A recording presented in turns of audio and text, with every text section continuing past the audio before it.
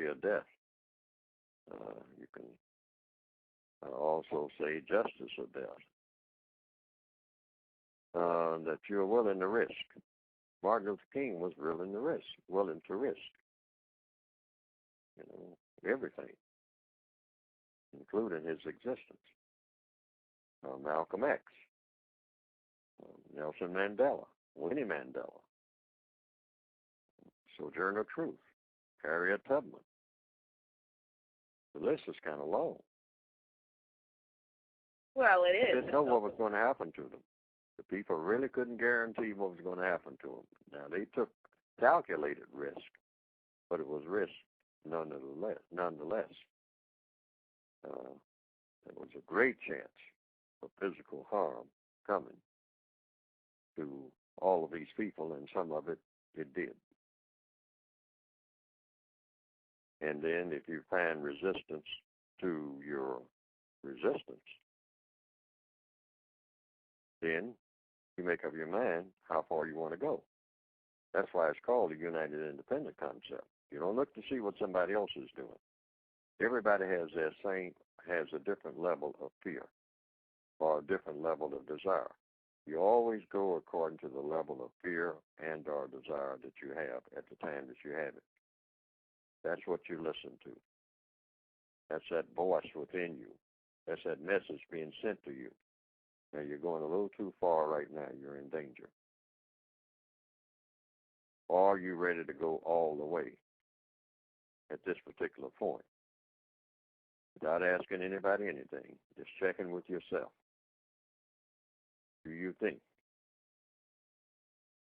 that your circumstances are so horrible, or the way that you see the entire circumstance, that you want to push further at this particular time? If the answer is no in the mind of the person, you simply don't. And you don't have to explain it to anybody. That's the united independent concept. Someone observing it might say, oh, well, you back down. You back down. Oh, I'm condemning you for backing down. They're not qualified to do that. No one is. If you choose to back down after making a bold step forward, and then you make 2 quick steps back, that's what you chose to do. And you're qualified to do that.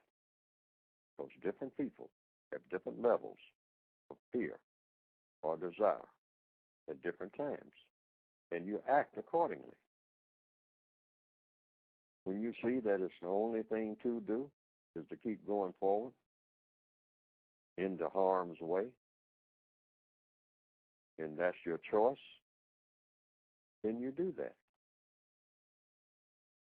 Don't check with anybody on that. You tell yourself the truth. Or even if you do check with someone, you tell yourself the truth. Because this is you. You can only account for one person. That's yourself. And as a victim of racism, no one is supposed to tell you what your limit is. You set your own limit. Listen to that voice. The voice might be telling you, now is not the time. In fact, there won't ever be a time. The voice might tell you that. Because you can do things a different way, a better way, where the ultimate sacrifice will not be necessary for you. You're more valuable in other ways.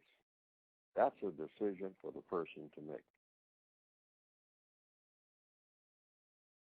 I'm talking about just in everyday things. In many cases, you make a bold step and then decide, well, it's a little too bold. You feel very uneasy with it. And so you might take 2, 3, 4 steps back after making one bold step forward. Out of fear.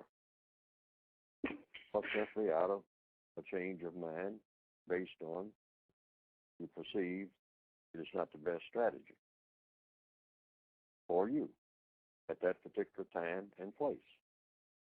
That's the united independent concept.